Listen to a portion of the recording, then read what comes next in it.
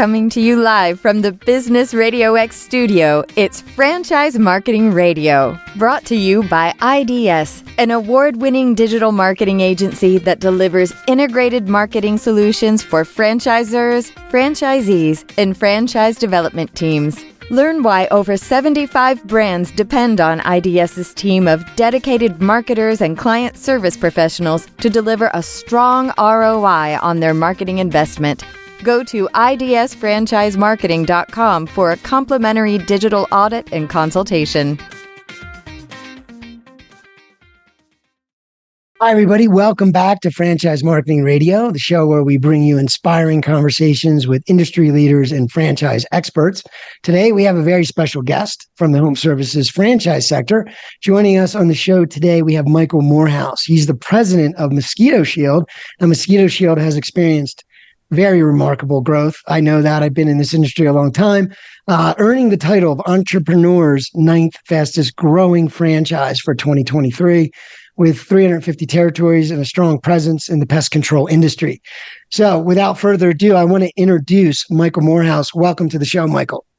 Hey, thanks so much, Rob. Great to be back with you. We spoke a few years ago and a lot's happened since then. So happy to be on. No, it's great to be. It's great when I have guys like you back because a lot has happened since then. And I love what we talked about earlier before we went on air and about just some of the reflection that you had back in pre-COVID times. I'd love for you to share a little bit about, that remarkable growth, because when we talked last, I think was it under like 20 or 50 or where were you? But it was a low number. Now you're at this big number. Tell us about this growth. Tell us some of the ideas or some of the things you've learned since. So I think you and I spent some time together back in 2019, and we probably had about 35 locations at the time. But having been around since we launched in 2013 as a franchise concept, but been a mosquito control company all the way back to 2001, we knew in late 2019 that we were ready and poised for growth. But more importantly, we thought the industry was ready. There had been some acquisition with some of the other concepts out there, and we just felt that it was a good time to act.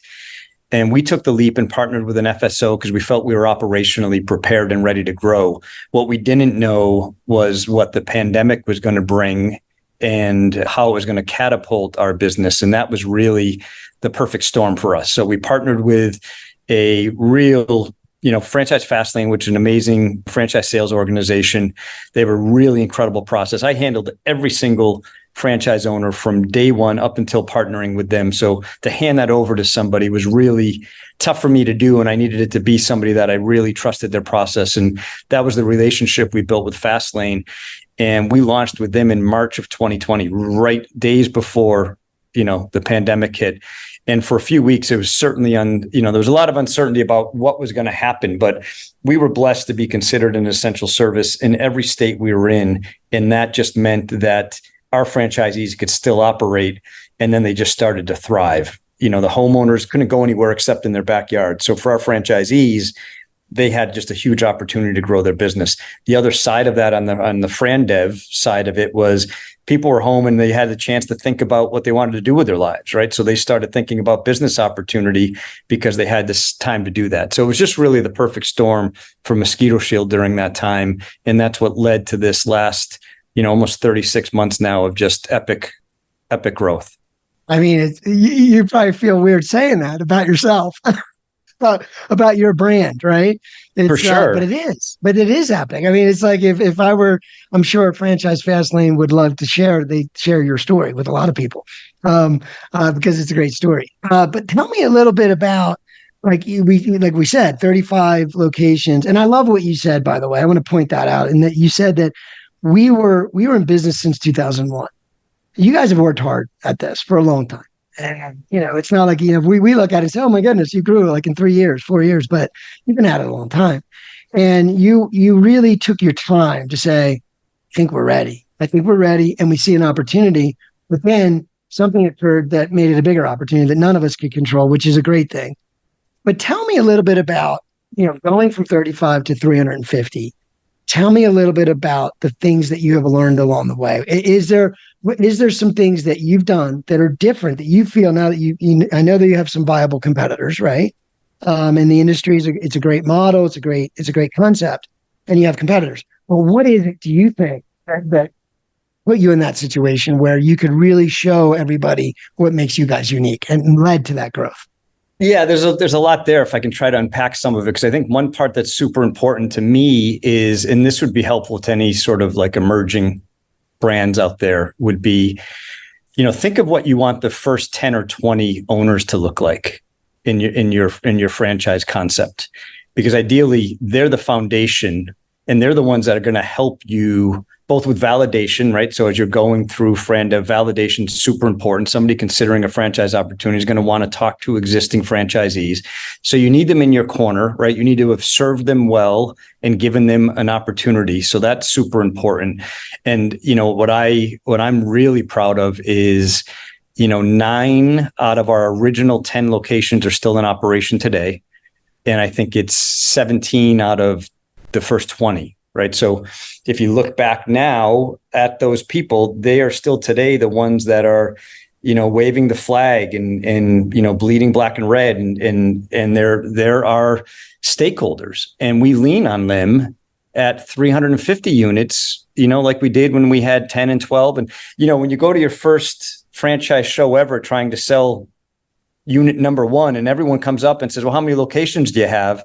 I quickly learned that I had to say, several under development. Like I had to have something to say, right? Because this was 10 years ago when we had 0. So when I look back at the people that took that leap of faith with us back then, I recommend, or I encourage franchisors that are starting out to take that mentality and really think about where you're going to be down the road and be selective. And I think that that's where we were able to grow the way we did, is that we had built a model that there were times over the first 5 or 6 years, Rob, that we pumped the brakes, right? So when we launched in 2013, we had a goal of, I think it was 10 franchisees in the first 18 months, and we had 14 in the first 12 months. So we shattered the projections that our consultants had used with us to launch this business in 2013. And we stopped FranDev for about 8 months because we had grown faster than we had planned.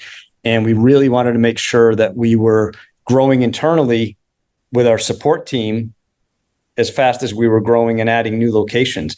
And we did that a couple of times over that 6-year period. So we would pump the brakes on development and make sure we were ready. And that's the point I mentioned when we got to 2019 and we saw what was happening in the industry. We could not predict what was right around the corner, but we knew we were ready to really turn it on because we had so many sound systems in place. Again, harnessing that, at that point, it was probably about 18 years worth of knowledge in this space and really being the pioneers of mosquito control.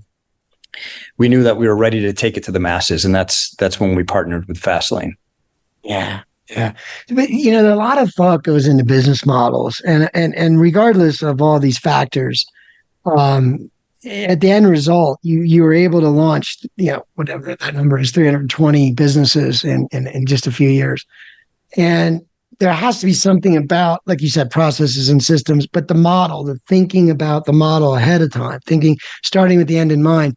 In order to do these and be efficient and be able to expand quickly, there has to be something about the model. So I guess what I'm saying is, how do you guard against complexity? Most businesses struggle as they grow because they get more complicated, right? You guys thought about it ahead of time and said, we're going to build a model that has some simplicity to it, but it's profoundly impactful to the customer and that's profitable to us. But there's some thought that goes into that. So what are the key things that you think about your model, maybe comparing to other home services or even restaurants or other models? What is it that makes it possible to even do that kind of growth that fast and do it well where your franchisees are thriving? No, it's a great question because I think one of the things is it's not, Mosquito Shield can't take credit for all of it because some of it is just the home service space in general tends to lend itself to more simplistic models, especially in our system where, you can start as a home-based business. So that takes a lot of complexity out of it when you're not trying to find real estate and negotiating leases and build outs. And, that's a whole different complex thing. The other thing that is so powerful for our brand is it's a recurring revenue model. So we have an extremely high retention rate, industry leading, with more customers of ours coming back year after year. And it's recurring revenue that you can count on. So you have a lot of people coming back year after year. So you can afford a higher acquisition cost. I can spend more money to get Rob to come on as a customer because Rob's going to be there every year after that indefinitely, at the full price. So those are things that make this super scalable. It's low cost of entry. You don't need a brick and mortar to start. It's one technician in the first truck in year one, and then you're only adding a technician after that. So as your business grows and you're adding multiple trucks, it's still that one person in the office. We've built such an infrastructure here. We've got an in-house sales center. We've got an in-house marketing team. So you don't, as a business owner, all you really need to think about is servicing the hell out of your customers, taking care of them, right, as best as you possibly can, and doing the marketing tactics that we, lay out for you to help make the phone ring, but we handle everything from there. So we've automated it over the years, and credit to the founder who had a really large lawn care business for years. And when I sat down with him and I literally said, tell me everything you like about being in a lawn care franchise and tell me everything you don't like. And that's what I tried to build Mosquito Shield around, is keep as many of the likes and leave out as many as the dislikes. He hated accounts receivables. So, 10 years ago when we launched, we didn't hang invoices on the door like lawn care companies to this day still do. It was a prepay or an easy pay, so we streamlined things that now is still kind of cutting edge, but our franchisees just benefit from going into a business where there's no receivables. The money's in the bank, or there's a card on file. So that type of stuff I think we've gotten a little bit, you used the word complacent, but we have to keep challenging ourselves internally because we launched so far ahead of the curve, and we've kind of paved the road for a lot of other businesses. So now it's just making sure that we don't rest on that, and what do we bring next? What do we introduce? But for our franchisees that have come in, it's a pretty scalable model because of those efficiencies that were built from day one. It's mind blowing to say, like, when you solve problems that people didn't know they had, right? Or they didn't experience it yet in life. But, it's those little things that churn so much time and inefficiency. And it could be something as simple as streamlining a bill process, right? Yeah, definitely. It's those little levers that you pull in the business, but it's knowing which ones matter the most, right? And you can't really do that without a lot of scale and a lot of experience, right? And that's what you benefit from when you buy into a franchise brand, especially one that has achieved what you have with so many different locations. So, but tell me, I know that the industry, you weren't obviously the first player to the industry. You mentioned, that in 2019, you saw an opportunity. There's some changes in your industry. You saw an opportunity to be maybe a brand that was just a little different, maybe a little better. But what is that differentiator? If you could hone it in when you're talking to somebody for the first time that's getting to know your brand, and that maybe they've looked at some of your competitors, what are those differentiators you try to focus on for them? Yeah, I love it. There's two different angles that I like to talk about on this, because there's you considering a business opportunity. So how are we different than the others, right? So bigger territories, lower fees. That was always been our model. We're going to give you more and charge you less for it, right? So that was always a differentiator on the business opportunity side. So lower brand fund, lower royalties, and a bigger footprint. That was always, we never wanted a mom and pop business model, right? We didn't want, a bunch of single unit, one van businesses running around. We wanted them to be able to scale, to have 8, 10, 12 trucks. We've got locations now that are running 20 plus trucks. So that's what we've always aspired to. So we made sure that when they bought a territory, it was big enough to support that. So when you compare us to other franchise models in this space, you're getting a bigger territory and your fees are less. So that was the big differentiator. And we did really harp on the 20 years, because there's a lot of franchise companies getting into mosquito control. Rob, we're a mosquito control company that got into franchising. Right. And what that brings with it is those high retention rates that I talked about. 8.5 out of every 10 customers are coming back every year. And then they're referring at a really high rate. So word of mouth is through the roof. So those are the things that make us really strong and separate. And then the second side of it's how do we differentiate at the B2C level? So when a consumer is in their backyard getting bothered by it, and they get on their phone, how do we differentiate as a brand? And that list is long because, again, 20 years of experience tells us you can't control mosquitoes on a 21-day program like everyone else sells. We come out every 10 to 17 days based on monitoring weather and mosquito population. So right on our website, we're telling the consumer you're getting more visits, better results for less money. So that's the way to really, for us to differentiate. We're going to come out more often. It's going to work better, and we actually charge less. And the reason we're able to do that is we spend less time on a property and we use less product, but it's the know-how that allows us to do that more effectively. So there's a lot of efficiencies that we already talked about, but those have a end use benefit to the consumer because their price is less money for the season than with others. Yeah. And I'm sure, and as you're describing that, I'm just thinking, I would pay for the script you just shared, right? Like that almost anyone would buy into that. I'm like, this guy knows his stuff. I didn't know there was so much to know about mosquitoes, but he knows his stuff, right? And I'm only paying for what I need, and that everybody loves that. Faster, better, cheaper is clear, right? It's a clear value proposition. But just having that nailed down is something that's special. So you're at 350 units, and obviously there's growth to come. How do you determine that as president? Like, how do you look at the United States and say, we're going here, or there? Do you prioritize markets a certain way based on certain factors? Or is it mainly, hey, where we have openings, where there's enough population, we're good to go? How does that look for you as far as expanding? Yeah, some of that is a little bit self-leveling or even self-fulfilling because the climate for mosquito control is, I've always joked for years and years that you need three things to be successful in mosquito control: bugs, water, and money. Right. So where are those three? And they don't have to be proportionate, but where there bugs, water, and money, you're going to do well in this business. So, Eastern Seaboard, the South, the lake regions, like that's self-explanatory. And that's where all of our initial growth started from. We're from Massachusetts. So initially we obviously grew in the Northeast and then down the Eastern Seaboard. But then we immediately started getting inquiries from, the lake regions, Michigan, Minnesota, where there's just a very short season, but you can't step outside. So the service is in so high demand there that, you can't help but you can't help but succeed and really provide a very valuable service to people. So when we launched, I started the process in 2011. It took me about 18 months to build everything to go live in 2013. But we identified back then 39 states that had an above average mosquito problem where we felt we could make some inroads. And back then there was only one national competitor at the time. So we knew the market was wide open. But on that list was not California, where we're thriving right now with mosquito control 10 years later. On that list, Arizona was not on that list. And it is now a spot with, mosquito trouble. So in the 10 years time, so much has changed.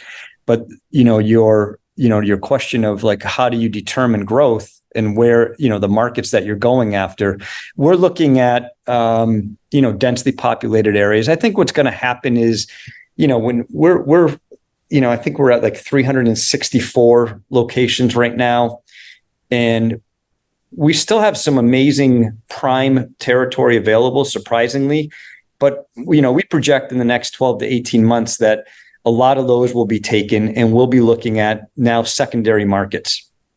And then does that mean a different business model? Do we change the structure altogether? Do we come out with like a secondary agreement that, it's got different revenue requirements. It's got different fees, lower fees to get in because the upside may not be as high, but still a huge demand and maybe a great bolt on for somebody that's got another small side business. So there's a whole nother, I think, growth trajectory for us in some of those secondary markets.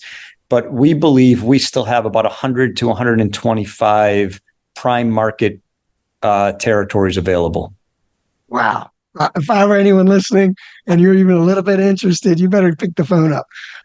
Because that is one of the factors with all this, is that when you find brands that do have those ingredients, as an investor, you have to realize that it is a finite resource. It There's is. only so many. Yeah. So many little sales pitch. The urgency, is the reality of it. It takes care of itself. Yeah. It is what it is. But I'm such a huge believer. I love franchising because it's like what you said earlier. It's like, we're not going to launch till we're ready. There's only so many resources, but it's all about success. Everybody has to win. Everybody has skin in the game. So to me, yeah, but one of the downsides is there's only so many of these that can go around, right? Mm-hmm. Yeah. So, but does the question of seasonality come up, or is that sort of just the numbers of the numbers, or do people often ask, well, what do you do when it's not summer or when it's not, so is there other things that you guys are doing, or is it just the revenue model is what it is and you enjoy maybe that you don't have as much to do at certain points of the year? Like, how does that work for you guys? Yeah, it's a double-edged sword. So we have gotten a lot better over the years, making sure that our candidates come in recognizing the first 2 seasons are the toughest because they're not open for a straight 12-month run, right? So we'll use Minnesota again for an example. If you come on now in Minnesota, you're not even opening until next May, right? So you're going to buy a franchise now, and their season's ending. They got another couple of weeks of spray season in Minnesota, and then, that's it for them. So you're going to buy now. You're not going to open until May. You're going to close in September. You will have owned a franchise for a year, and you will have only sprayed for 4 or 5 months. So you got to get through the first 2 years to make sure that we want to make sure you can sustain the first 2 years. It's a blessing and a curse. The curse is those first 2 seasons. The blessing is down the road, you're making 12 months revenue in 5 or 6 months time. Yeah. So it's just, do you have the staying power to get there? And we really try to prep you for that, tell you what the first 2 years are going to be like. But then from there, it just starts to scale pretty quickly. We've dabbled in, and we do well with, we have a lot of franchisees that we support with holiday lighting, which is a good transition for them to, they stop spraying in October and they start putting lights up if they choose. But I've got some of our largest locations that, when asked, how come you don't do the lighting? They say, because we don't have to. they don't have to do anything. And why? Why would you? Right. And, truthfully, like, you need a couple months to decompress because this is fast and furious for a very short amount of time. Again, if you look at a 12-month business, you're pacing it out. You'll have some ebbs and flows during the holidays, maybe, or different holidays, depending on your business model, where you'll know it's going to be a little busier for a long weekend or maybe a week's time here and there. In mosquito control, it's 300 miles an hour from May to July, and then it'll start to slow down a little bit. But, when October comes, you can finally, recharge your batteries and decompress a little bit. So some don't want to do anything at that point. I think it's fantastic. To me, for my personality, I would love to have the extra time to diversify what I do, or just whatever, decompress, just relax. But the bottom line is, I think that's a huge value, right? The only downside of that would be you didn't make enough in the 3 or 4 months or 5 months, And if you're making a year's worth of money in 5 months, to me, that's an advantage, no matter how you look at that. Mm-hmm. So, so that's good stuff. Well, is there, like, we're in this world where there's endless stuff going on with technology, right? And of course, AI is in the news, and we've got all this stuff going on with advancements in technology. How do you see that playing into your business or in home services? Is there anything that you have your eyes on? It may not maybe specifically AI, but is there anything you have your eyes on in terms of technology that would kind of do what you said earlier, where it would really be a game changer for operations or for marketing or anything like that? Or AI is playing a huge role, Rob, on the marketing front, and we've got a pretty talented team leveraging that. I think you can take any of this AI generated content and immediately have something 70% correct, right? You still need in my opinion, you need to humanize that content to get it to the 100% where you want it and where it should be for your brand. So that's an efficiency there if you're leveraging it correctly. And I think we're all learning that and trying to get better and really still understanding that whole world of AI. But that certainly brings a lot to the marketing front of things. Operationally, I mean, there's things like we've been sort of leading the way in testing a lot of new battery op equipment.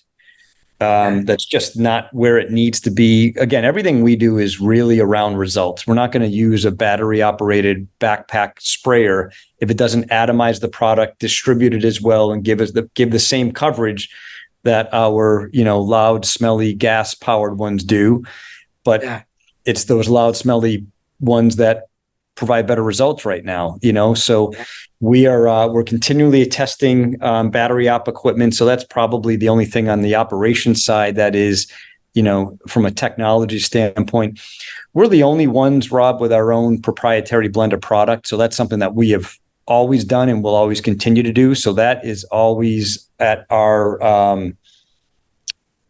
on our plate, as far as making sure that we're continually advancing those products, testing new ones. We're running tests year after year with locations and doing tens of thousands of sprays with different product formulations, and just always taking the best of the results and then, launching with that the next year and then enhancing that. So product is always something that we are, we're playing around with. So that's something that I wouldn't consider to be new. It'd be, well, I love the answer, though. Just in what you're saying, I'm thinking to myself, I'm running a business. I want to help my customers. And I'm thinking, what local business owner would think about formulations, right? Like you're going to test different formulations, different ways, just to see if you can, get some kind of value or economic benefit or whatever. And I think, again, that doesn't get lost on me how important that is what I'm saying. That's great. Yeah. And I think that you asked about differentiators earlier, people considering some of these different business opportunities, regardless of the industry you're looking at. So if you're, I encourage everyone to pursue business ownership. I really love the franchise model, and I know you do as well, because of that support, the structure, the sort of business in a box that you get, the trial and error that you don't have to go through. So I really, really love these formats to just, even if it's not mosquito control or mosquito shield specifically, but it inspires somebody to look into a business opportunity. But I really encourage people to consider things that have some sort of proprietary edge, because it just is, it gives you a leg up in a super competitive field that you might, find yourself in, and a differentiator in the eyes of whoever your end user is. So if you can have something or find a business that offers something that is just unique to them within a certain space that you're interested in, I'd lean in that direction. That's incredible advice. I use that sort of thinking with a lot of things in my life when I'm trying to decide, who to work with, what tools to use, who to rely on. That's great advice, because they have to have staying power, right? The people you work with and who you represent or refer to or whatever. So it's interesting. I analyze companies that way. So it's great advice. So in terms of getting to know you guys a little better, maybe reaching out, like we said, you only have so many prime territories left. So how do they get a hold of you? What's the best way to reach out? So two things. MoShield franchise. So moshieldfranchise.com is the franchising website. So that, and there's a, learn more contact form there that you can fill out that will, come directly to us. And anytime I get a chance to be in this type of environment with somebody like yourself that is such an advocate for franchising, Michael@MoShield.com is my direct email. If anyone ever has any, interest in learning about franchising in general, or brainstorming, or emerging franchisors that, want to go on an epic run and want to know what that looks like, I'm always available to chat with somebody. So reach out to me directly, Michael@MoShield.com. But if you want to learn more about the franchising opportunity, it's MoShieldFranchise.com. And if you're a homeowner that wants to enjoy the last few months of the season, go to MoShield.com. And there's a way better chance now than in 2019 when you and I talked that we'll be covering your area if you go onto our website and take a look. So MoShield.com is our consumer site. There you go. Yeah, I have to say I'm in Colorado, so I'm sure Colorado wasn't on your top list in terms of humidity here, and not in water. Let me tell you a really quick story about Colorado. So I've done well over the years with doing the little regional franchise and business opportunity expos. And I did one out in Colorado. So it was a 2-day, like a Friday, Saturday expo, but with the same company that I've done it with for years, National Event Management, great guys. And I did the show, set the booth up, and the doors open, people flock in, and this couple came up to the booth and said, "Oh, thank God you're here." And I went on to tell them all about the business opportunity. And fortunately, they were the first couple that walked up, because the next one that walked up, they looked at me and they said, "Why are you here? We don't have mosquitoes in Colorado." So the whole weekend was every other, not literally, but it seemed like every other couple. So depending on where you live in the state, elevation, whatever. But man, if that other couple had come up first, I would have been so deflated, having, spent all that money, traveled all the way out there, set up, and the first couple walks up and says, "What are you doing here?" I would have said, "I'm probably leaving," but. Right. But I was going to say that, your service is extremely valuable, because I moved here. That was one of the things on my list of saying, like, what are the pros and cons of Colorado? No mosquitoes. Like, that was on the list somewhere. It wasn't the number one reason, but it's an important one. So I could see where people would want to call you during that time of year. So anyway, good stuff. I appreciate you. I appreciate you taking the time and sharing valuable insights. It's, again, when people like you talk, people should tune in, because you're saying things that are matter of fact, that are really profoundly helpful if someone is related or interested in starting a business or in your industry. So thank you for that, Michael. I appreciate your time today. No, I appreciate you, Rob.